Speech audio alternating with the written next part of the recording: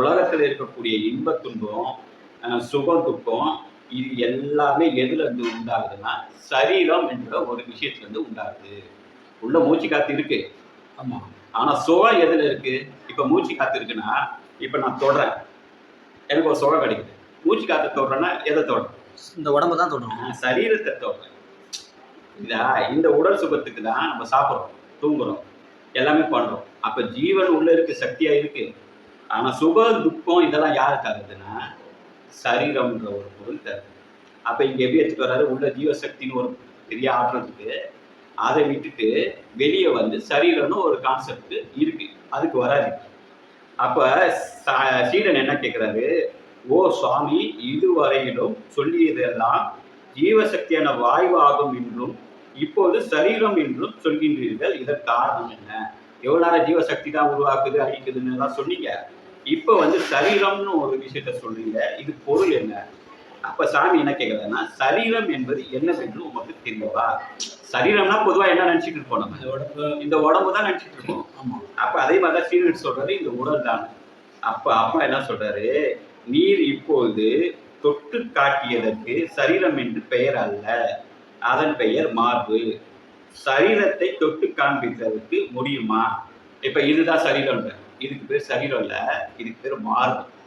அப்ப சரீரத்தை நீ தொட்டு காட்ட முடியுமா அப்படின்னா, எல்லா அவயங்களும் கூடி ஒரு உருவத்திற்கே சரீரம் என்று பெயர் அப்படின்னு சீடன் சொல்றாரு. சரீரம்னா இது மட்டும் இல்ல, எல்லா அவயங்களும் கூடு இருந்ததுதான் சரீரம் சொல்றாரு. இந்த இடம்லாம் கேட்டோம்னா டக்குன்னு நமக்கு இது வந்துடும். எனில் எல்லா அவயங்களும் இல்லாது இருந்தால் அதை சரீரம் என்று சொல்லக்கூடாதா? சொல்லக்கூடாதா? சரி. அவரும் அதான் சொல்றாரு. ஆமா, சொல்லக்கூடாது. சரி, ஒரு மனிதனுக்கு கண் இல்லை, ஒரு மனிதனுக்கு கை இல்லை, மற்ற ஒருவனுக்கு கண் இல்லை, வேறு ஒருவனுக்கு மூக்கு இல்லை.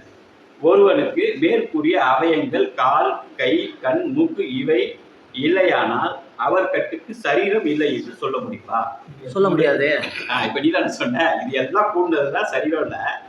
சரி, இதெல்லாம் இல்லடா சரீரம்னு சொல்லலாமான்னா சொல்லக்கூடாதுன்ற. அப்ப கண்ணு இல்ல, காது இல்ல, மூக்கு இல்லைன்னா அது சரீரம் இல்லைன்னு ஆகுதா? இல்ல. அப்ப நீ சொன்னது தப்பு தானே? கரெக்ட்.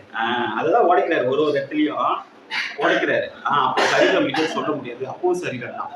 கண் இல்லைனாலும் சரீரம் தான், சரீரம் தான். கை இல்லைனாலும் சரீரம் தான். அப்ப என்ன சொல்றாருன்னா, அதுவும் இன்றி தேகத்தின் உள்ள எல்லா அவயங்களும் தனித்தனியாக ஒவ்வொரு பெயர் உண்டு. அதனால் அவை என்றும் சரீரம் ஆகாது. அது மட்டுமல்ல, தோல், நரம்பு, எலும்பு முதலியவை சரீரத்தோடு சேர்ந்தவை என்று சொல்கின்றார்கள். அப்படி இருக்குமானால் தோலையும் நரம்பையும் எலும்பையும் எடுத்து விட்டால் சரீரத்தை காண முடியுமா? நீ கண்ணு, மூக்கு, காது எல்லாம் சேர்ந்ததுதான் சரீரம்ன்ற. சரி, உள்ள இருக்க தோலையும் நரம்பையும் சரீரம் எடுத்துட்டா சரீரத்தை காண முடியுமா? அப்ப அதுவும் சேர்ந்ததுதான் சரி சொல்லிருக்கீங்க. அப்ப என்னன்னா, இந்த கண்ணு, மூக்கு, காது, கை, காலு, தோல், நரம்பு இதுக்கெல்லாம் சரீரம் பேர் கிடையாது.